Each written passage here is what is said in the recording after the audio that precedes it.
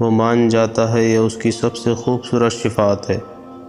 ہم مجبور ہو کر اس کی نہیں مانتے، وہ بااختیار ہو کر ہم سے مان جاتا ہے۔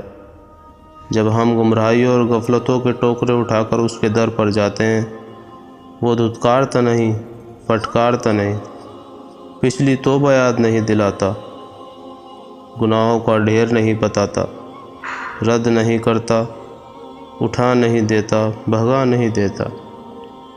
دل میں اترتا ہے، نیتوں کو پڑھ لیتا ہے، ندامت کو دیکھ لیتا ہے، بندگی کو بھانپ لیتا ہے، خوش ہو جاتا ہے، احسان کرتا ہے، دل میں سکون نازل فرماتا ہے، آخر کار معاف کر دیتا ہے۔